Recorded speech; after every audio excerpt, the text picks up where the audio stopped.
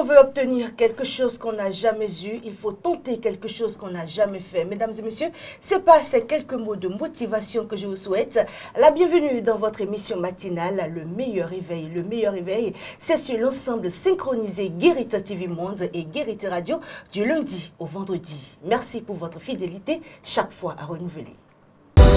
Vous organisez un mariage, un anniversaire, un baptême, un séminaire, un spectacle, un meeting politique ou tout autre événement, Guérit TV Monde vous propose un service de sonorisation professionnelle de meilleure qualité. Pour plus d'informations, contactez-nous au +229 91 19 10 10.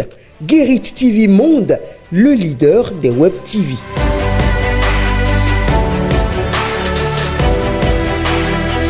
Vous le savez, plusieurs rubriques alléchantes meublent votre émission matinale Le Meilleur Réveil. Et nous débutons tout de suite par la première qui est la revue des titres. Et ce sera avec Bérangère Boléan. Bérangère Boléan qui est déjà sur ce plateau. Bérangère Boléan, bonjour. Bonjour à vous, Amanda Esmeralda Dake. Bonjour, amis internautes de Guérit TV Monde. C'est parti avec vous pour la revue. Nous ouvrons la une de ce matin par le quotidien Figaro qui titre, mesdames et messieurs, réforme dans le secteur sportif béninois. Christophe Beaupet décerne un satisfecit à Talon. Fraternité de son côté titre, professeur Léon Bigou sur la loi sur la chefferie traditionnelle.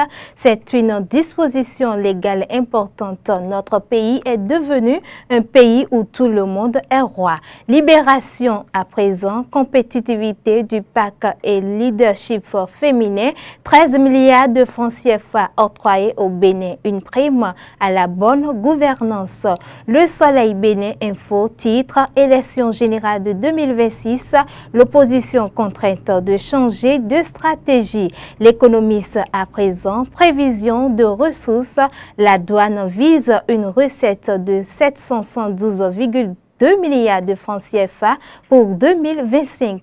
Le potentiel de son côté titre, mesdames et messieurs, suspension du chef d'arrondissement de Glodjigbe dans la commune d'Abomey-Calavi, préfet, maire SE de l'Atlantique, statut ce jour. Matin libre titre, face au triste sort des dialysés, indifférence du gouvernement Talon. Le Télégramme à présent titre, éliminatoire mondial 2026, le Bénin contraint au match nul 2-2 par le Zimbabwe. La Croix pour terminer, titre, mesdames et messieurs, passation de charge à l'Union du clergé béninois, le père Hubert Kedomwide prend service. C'est tout, mesdames et messieurs, pour la une de ce matin. Merci à vous, Bérangère Boléan, mais vous restez avec nous, passons, on vous retrouve tout à l'heure dans le bulletin d'information.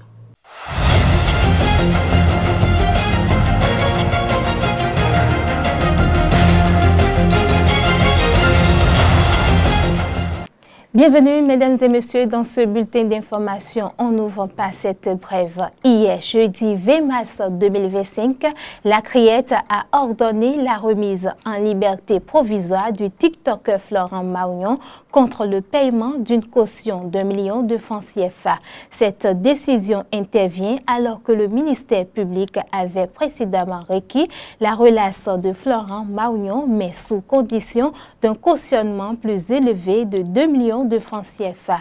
La Criette n'a cependant pas suivi cette recommandation du parquet et a fixé la caution à 1 million de francs CFA seulement pour permettre la libération provisoire du prévenu. Selon Libre Express, le dossier de Florent Maugnon est renvoyé au jeudi 24 avril 2025 pour la tenue des réquisitions et des plaidoiries du ministère public. De Cotonou, rendons-nous à Parakou. Le prix des volailles a connu une augmentation exponentielle ces dernières semaines dans les poissonneries de la ville. Du poulet au cuisse, en passant par les ailerons, aucun produit congelé n'est épargné par cette inflation. C'est le constat fait sur le marché par une équipe de la rédaction sur place. Les acteurs disent ignorer les principales raisons de cette flambée des prix, mais les impacts se font déjà sentir. Le point avec Ansem Orisha et Modeste Adanzeto. Il faut désormais débourser un peu plus pour se procurer des produits congelés. Du poulet au cuisse, en passant par les ailerons, aucun produit congelé n'est épargné par la cherté. Les raisons de cette inflation restent encore peu connues des acteurs, mais l'interdiction de l'importation de volailles sur les territoires nationaux pourrait en être une. Effectivement, le prix des volailles ont augmenté. Bon, nous-mêmes, on ne sait pas pourquoi. C'est depuis Cotonou, on fait les achats. C'est depuis Cotonou, les choses sont chères. Aileron qu'on vendait, si c'était trop cher, 18 000, 17 000 le carton. Aujourd'hui, aileron est allé jusqu'à 37 500, voire 28 000. Bon, on ne sait pas qu'est-ce qui est à la base de tout ça. Ainsi que le carton de poulet. Si c'était avant, c'était à 15 000. Bon, maintenant, le carton de poulet est à 20 000 francs. Le gouvernement aussi voulait supprimer l'importation des volailles. On ne sait pas si c'est à cause de ça. Bon, nous-mêmes, nous sommes là, on ne peut que faire avec. Bon, même les poissons ont augmenté de prix. Ça ralentit notre activité un peu parce que les clients, d'autres disent que c'est cher. Malgré ça, d'autres prennent, au lieu de prendre un carton, d'autres sont obligés de prendre demi. Ceux qui prenaient 5 cartons, 2, 3, c'est comme ça. C'est comme ça, on se débrouille dedans. Mais on ne gagne pas beaucoup, tel qu'avant. Comme c'est augmenté là, on ne gagne plus beaucoup. Or, il aussi est devenu cher. Donc on gagne un peu seulement. Avec la morosité économique, les consommateurs, très limités par les pouvoirs d'achat, sont obligés de trouver d'autres alternatives pour y faire face. Ce que moi j'ai constaté, c'est qu'ils ont augmenté les prix. Tout est cher maintenant. On ne sait pas quoi faire même. Ce que tu payes avant 3 000, tu es obligé de réduire pour payer demi. Mais si ça ne vous suffit pas, vous allez gérer ça comme ça. Tous les jours, si on vient acheter, ça augmente. Ça ne diminue même pas une fois. Nous-mêmes, nous sommes étonnés. Ça doit normalement diminuer. Il y a la pauvreté. Maintenant, même la viande, on ne peut pas trouver à la maison. C'est soja qui est beaucoup dans la sauce. C'est soja qui est notre viande maintenant. C'est la viande de tout le monde aujourd'hui. Si tu achètes ceci aujourd'hui à 10 000 francs, demain tu vas, on te dit 12 000 francs. Si tu vas après demain, on te dira 13 000 francs. On ne comprend pas pourquoi ça augmente sans diminuer. Voilà, il n'y a pas l'argent dans le pays et tu vas prendre la marchandise pour amener au marché. Tu ne vas pas vendre. Il faut que chaque chose soit avec modération. Et aussi, il faut qu'ils nous viennent en aide. Au regard de la situation, la consommation locale serait-elle une panacée? Ça, c'est le pipi. Parce que la consommation locale est plus chère que ce qu'on importe. Ça ne peut pas régler la situation. Si l'État pouvait laisser l'importation, là, on pouvait souffrir un peu mieux. Mais s'il va supprimer complètement l'importation des volailles, ce serait un coup dur pour nous, la population. Qu'il nous aide à descendre les prix des produits, que nous aussi, des femmes revendeuses, là, qu'on puisse gagner quelque chose. Ce que nous on veut pour l'État ou bien les autorités, il faut qu'eux aussi n'ont qu'à regarder avec nous et diminuer le prix des choses pour nous faciliter la tâche, quoi. Bien que la mesure d'interdiction de l'importation de volailles soit à saluer en vue de la promotion de l'économie locale, il n'en demeure pas moins que des mesures d'accompagnement doivent être prises avant l'entrée en vigueur effective de la dite mesure. Autre information dans ce bulletin d'information, mesdames et messieurs, un camion transportant du ciment parti de Cotonou et à destination de Parakou a pris feu dans la nuit de mercredi à hauteur de Tchatchou dans la commune de Tchaourou. Les causes de l'incendie restent encore indéterminées, mais les sapeurs-pompiers ont réussi à maîtriser le feu avant que celui-ci ne cause d'autres dégâts. Les cotons-tiges sont souvent perçus comme un outil essentiel pour l'hygiène quotidienne, notamment pour le soin des bébés. Cependant, leur utilisation, en particulier pour nettoyer les oreilles des nourrissons, suscite de nombreuses interrogations. Bien qu'il puisse sembler pratique, leur mauvaise utilisation peut entraîner des risques pour la santé des oreilles et du conduit auditif du bébé. Le pédiatre Marcel Roumenou nous en parle dans cet élément. Suivez. Le coton-tige, c'est un coton qu'on a enroulé autour d'une tige, comme on le dit. Voilà. Donc, en l'introduisant, vous avez le risque de toucher le tympan. Même si c'est parce que l'oreille est sale ou bien il y a des cérémonies dedans. Si vous introduisez, vous avez le risque de toucher le tympan. Et le tympan est un organe très sensible. Vous le touchez, il peut saigner. Il peut ne pas saigner même et être traumatisé et donner toutes les conséquences qu'il faut. Savoir la douleur, l'infection. L'infection peut favoriser. Vous créez une lésion, l'infection peut favoriser, rentrer dedans. Et un tympan qui est infecté, c'est comme une infection générale. C'est-à-dire que l'infection se fait sentir, l'enfant a la fièvre, c'est comme une infection sévère. Donc, il faut éviter de créer des lésions et de deux, un traumatisme peut entraîner un risque de surdité déjà chez le bébé qui vient de naître, ou bien chez le petit nourrisson. Pour tous ces risques-là, c'est qu'on refuse d'introduire pas. Vous risquez de traumatiser et le conduit et le tympan. Mais quand le tympan est touché, il y a risque d'infection, risque de tout le reste lié au tympan qui est un organe sensible. L'autre aspect, le coton peut se détacher. S'il se détache et reste là-bas, ça devient un corps étranger. Un corps étranger dans l'oreille, c'est difficile à enlever, il faut aller voir l'oreille pour enlever. Parfois d'autres ne savent pas et ça pourrit dedans. Ça pourrit l'infection encore plus sévère. J'ai dit l'infection des oreilles chez l'enfant, c'est comme une infection générale. Ça donne des signes généraux, infection, comme si c'est une infection dans le sang. Donc, En sport, pour finir, ce bulletin d'information, mesdames et messieurs, le Bénin a concédé le match nul face au Zimbabwe 2-2 lors de la 5e journée des éliminatoires de la Coupe du Monde 2026, après avoir pourtant mené 2-0. Les hommes de Gennett Rohr ratent ainsi l'occasion de mettre la pression sur le Rwanda, avec qui ils partageaient la première place du groupe C avant le match. C'est tout, mesdames et messieurs, pour ce bulletin d'information. Merci à vous, Bérangère Boléan. Mesdames et messieurs, on se retrouve juste après cette pause publicitaire dans le forum matinal.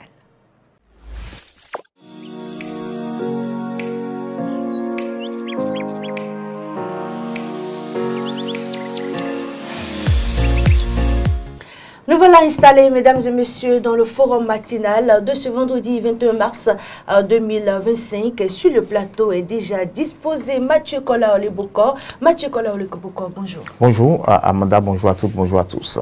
Alors avec vous, nous allons aborder une question relative aux élections générales de 2026, notamment quel type d'opposition pour 2026 quand on sait que les débats vont dans tous les sens. Oui, déjà 2026, vous le dites si bien, ça s'approche, et quand les élections de grande envergure comme ça s'approchent, ce sont des calculs politiques, ce sont des simulations, ce sont des interrogations au sein des partis politiques et notamment au sein de ceux qui n'ont pas eu l'opportunité de diriger justement au cours d'un mandat donné, c'est-à-dire 5 ou 10 ans. Et c'est justement cette opposition dont nous allons parler ce matin, je le dis, cette opposition qui visiblement se pose assez de questions concernant sa perspective.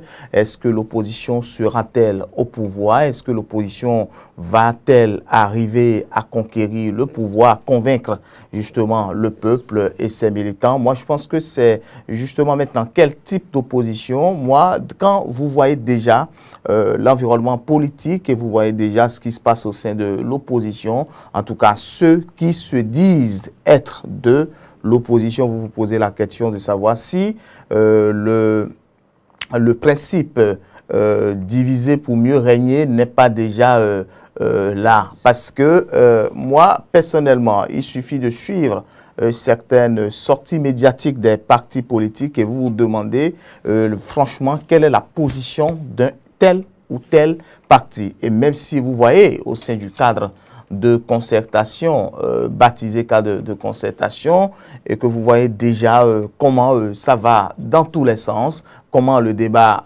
se mène, comment les arguments se donnent. Donc moi, je me pose énormément de questions. Est-ce que à la fin, justement, à l'approche des élections, à quelques mois ou à quelques semaines des élections, les gens ne vont pas fait défection au sein même de cette opposition parce que, de façon globale, Amanda, c'est que j'ai cette crainte parce que pour moi, cette opposition n'est pas une opposition organisée, une opposition structurée et qui peut d'abord aller convaincre justement le peuple et puis aller gagner les élections.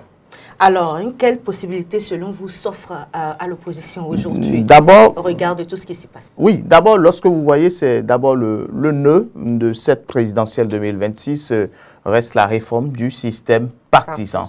Et ce code électoral aujourd'hui, qu'on le veuille ou non, dans le camp de l'opposition, n'est pas le bienvenu. Donc, il faut aller à sa relecture. La possibilité, c'est d'abord deux. Soit on révise le code électoral, soit on ne le révise pas et l'opposition est contrainte d'aller aux élections. Si dans ce cas, c'est-à-dire que on ne révise pas le code électoral, alors que va faire l'opposition? L'opposition serait obligée, avec tous ces calculs, n'oubliez pas le calcul de parrainage qui serait là, et viser aussi le calcul des pourcentages, donc les 20% qui se pointent à l'horizon. Je pense que l'opposition serait obligée de grignoter avec quelques membres justement de la mouvance, et c'est ce que la possibilité que s'offre aujourd'hui la force Cori pour un Bénin émergent en disant que bon, il ne parle pas de la mouvance, mais il parle quand même d'un parti de la mouvance. Donc, je pense que l'opposition, les démocrates, ou bon, l'opposition, si vous voulez, la FCBE, qui a affiché clairement sa position, est-ce la même stratégie que les démocrates, c'est-à-dire, oui, vont adopter? Ce serait compliqué, mais je pense que la possibilité qui s'offre, soit la relecture du code électoral s'impose et on le fait, d'accord, ou on l'a fait si vous voulez, cette relecture-là, ou on est obligé soit de ne pas aller aux élections. Mais je pense que si l'opposition doit aller aux élections, il doit essayer de faire le lobbying possible pour pouvoir essayer d'arracher aussi quelques voix de l'autre côté en matière de soutien et pour pouvoir aller à cette élection. Sinon, l'opposition, franchement, l'aventure semble être sombre, l'horizon semble être sombre et je me pose énormément de questions si évidemment l'opposition reste dans le carnaval de ce code électoral. Alors, Mathieu Kola-Oleboko, on va s'en arrêter là pour ce matin. Merci. Mesdames et messieurs, vous l'avez compris, c'est la fin du forum matinal de ce jour. On se retrouve pour les prévisions météorologiques.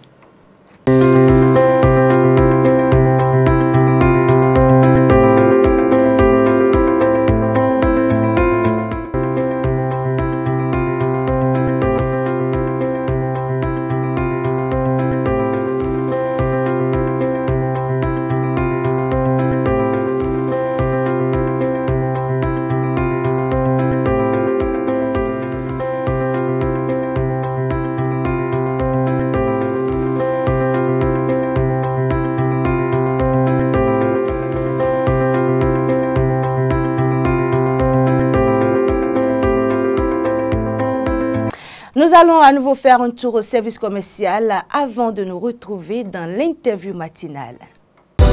Vous organisez un mariage, un anniversaire, un baptême, un séminaire, un spectacle, un meeting politique ou tout autre événement, Guérit TV Monde vous propose un service de sonorisation professionnelle de meilleure qualité. Pour plus d'informations, contactez-nous au plus 229 91 19 10 10.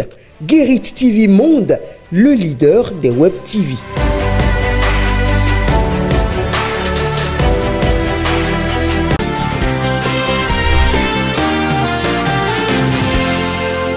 Nos parents disaient que le carême a été divisé sur 3. Il y a les 10 premiers jours, et la deuxième et maintenant le 3e. Les 10 premiers jours, on dit que c'est de là qu'on a le pardon de Dieu, parce que tous ceux qui ont fait le carême vont diminuer un peu dans les premiers jours, ce qui veut dire que ceux qui mangeaient beaucoup là n'auront plus le temps de bien manger. Ils vont diminuer. Dans les 10e là, ils vont prendre leur forme normale. Et après là, vous allez voir qu'ils seront beaux, parce que les pardons de Dieu, les bienfaits, les bénédictions de Dieu vont commencer par descendre sur celui-là. Donc c'est pourquoi les 10 derniers jours, un vrai musulman ne doit pas s'amuser avec. Là maintenant, double l'effort pour travailler. Là, on ne dort plus la nuit, ni on ne dort plus dans la journée. Parce que dans les 10 derniers jours-là, il y a un jour là que Dieu a promis à tous ceux qui vont faire des veilles qu'ils auront la bénédiction de Dieu dans les 10 derniers jours. C'est en ce moment qu'on appelle Laylatul Qadr. C'est de cela que toutes les mosquées seront ouvertes les nuits. On va faire les prières nocturnes. Et là, un vrai musulman ne doit pas manquer. Ne doit pas manquer. Même si tu ne peux pas aller à la mosquée, chez toi-même là, ne dors pas. Parce qu'il y a un jour là qui Dieu a caché à tous les musulmans du monde entier que cherchez pendant les 10 derniers jours là, vous cherchez votre bienfait, votre bénédiction, tout ce que vous voulez. Et si quelqu'un a la chance de rattraper ce jour là, il est bien dans sa vie. Le prophète nous a indiqué pendant les 10 derniers jours là, on cherche ça à partir des jours impairs. Par exemple, le 20, le 21, le 23, le 25, le 27e et le 29e. C'est dans ces jours impairs-là qu'il y a même le jour béni. Et en ce moment, vous verrez le ciel un peu noir, un peu nuagé, comme s'il veut pleuvoir. Donc ça nous donne un signe que peut-être le jour que nous sommes en train de chercher, pendant les 10 derniers jours-là, il y a le jour dans les nombres impairs que je viens de citer. Et cela ne veut pas dire qu'on va laisser les autres jours pour dire que, bon, comme c'est dit, 21, 23e là, il faut chercher ça dans tous les 10 jours. Parce que c'est Dieu seul qui détient le pouvoir du ciel. Vous pouvez croire que c'est dans le 21e et ce serait dans le 20e. Vous pouvez croire que c'est dans le 23e et ça sera dans le 22e. C'est pourquoi au prophète même, il n'a pas donné le jour même au prophète Mohammed. Il lui a dit aussi de chercher. Donc un musulman doit se forcer dans les 10 derniers jours pour voir le jour dans les 10 derniers jours. Je profite de l'occasion à dire à nos frères musulmans de bien jeûner. Parce que celui à qui Dieu accorde d'être vivant pour ce carême, il faut qu'il remercie Dieu et de craindre Dieu, de faire ce que Dieu lui a recommandé. Et surtout, il faut faire du bien. Surtout nos riches. On sait que personne n'est riche, mais nous sommes plus riches que les autres. Il y a des gens qui sont plus riches que l'autre, plus que son prochain. Aider les musulmans, aider les non-musulmans. Il faut montrer que c'est le mois du Ramadan qui est arrivé. Le mois où Dieu a accompagné les 5 prières quotidiennes et la zakat. Donc, c'est un mois où on ne s'amuse pas avec. Il faut faire du bien, respecter les prochains, vos frères du quartier, musulmans ou pas, non musulmans ou pas, soyez ensemble et jouissons ensemble le mois béni qui est arrivé pour au moins donner la paix, pour au moins donner la chance à ceux qui n'arrivent pas à manger tous les jours. Parce que le carême maintenant, c'est un mois où les riches profitent de l'occasion pour nourrir les mosquées, nourrir les quartiers, nourrir les pauvres et nourrir les démunis. Que Dieu nous accompagne, que la paix comble notre pays, notre cher pays, le Bénin. La dernière rubrique naturellement de votre émission Le Meilleur Réveil, mesdames et messieurs, c'est la revue des titres et c'est avec Faouzia Sefou. Amis de la plume et du papier, bonjour. Dans l'actualité, ce jeudi 21 mars 2025, les parutions nous informent de la déception des guépards du Bénin après leur rencontre avec le Zimbabwe. Tout comme Fraternité, Libération, Le Soleil Bénin Info, Le Télégramme, Le Potentiel note que pour la 5e journée des éliminatoires de la Coupe du Monde 2026, les guépards tombent dans le piège des Warriors. En détail, le journal rapporte que les guépards du Bénin doivent nourrir des regrets après le match contre le Zimbabwe. Au cours de cette rencontre, comme temps pour la 5e journée des éliminatoires du Mondial 2026, poursuit mon confrère, ils se sont sabordés après avoir mené 2-0. Et à Libération de relater que le Bénin a donc manqué de prendre seul la tête du classement de cette poule C et laisse donc la voie à ses concurrents directs, le Rwanda et l'Afrique du Sud, de prendre l'avance dès ce vendredi 21 mars, conclut le journal. En note santé, le journal Matin Libre s'est intéressé à la situation des dialysés au Bénin. Prise en charge des malades d'insuffisance rénale, l'indifférence du gouvernement Talon face au triste sort des dialysés. En détail, dans les colonnes du journal, on peut lire qu'il se meurt à petit feu, dans la douleur et sans aucun espoir de pouvoir en guérir. Des images choquantes sont abondamment relayées sur la toile. Seulement, tout semble laisser indifférentes les autorités béninoises. Périleuse, poursuit mon confrère, l'insuffisance rénale touche des milliers de Béninois. La dialyse, seul traitement recommandé pour ce mal chronique et à vie, ne coûtait presque rien aux Béninois. Mais depuis l'avènement du régime de la rupture, la dialyse est devenue payante au Bénin. Dès lors, il n'est plus question pour ces malades à vie de pouvoir bénéficier de cette empathie de l'État afin de mieux faire face à ce mal ruineux. En politique, le Soleil Bénin Info nous apprend que dans le cadre des élections générales 2026, l'opposition est contrainte de changer de stratégie. Et pour cause, mon confrère précise dans sa plume que, pendant qu'on s'approche de la date fatidique, l'opposition peine à se structurer et à définir une stratégie claire de conquête du pouvoir. Au moment où l'opposition se recherche, le Figaro National nous rapporte que Christophe Bokwe décèle un satisfait à Talon pour ses réformes dans le domaine sportif. Pour l'ancien joueur des Caïmans du Zoo, des Requins de l'Atlantique, de Cheminots Sport et même des Mogos 90, l'ancien joueur des Guépards du Bénin, Christophe Bokwe, s'est exprimé au micro de Figaro National pour apprécier les nombreuses réformes opérées dans plusieurs domaines, notamment dans le sport. Et pour finir, Fraternité nous rapporte les propos du professeur Léon Biobigou sur la loi sur la chefferie traditionnelle. Je le cite, c'est une disposition légale importante. Notre pays était devenu un pays où tout le monde est roi. Fin de citation. Pour arrêter une si grave déviance, il n'y a que la loi, sans quoi le pays ira de déviance en déviance pour compromettre totalement les voies de développement économique durable dont les peuples ont besoin, réjouit-il. Fin de cette revue de presse. Merci de m'avoir suivi. Bon week-end à chacun et à tous. Chers amis internautes, c'est tout pour cette émission. Merci de nous avoir suivis. Très bon week-end à chacun et à tous.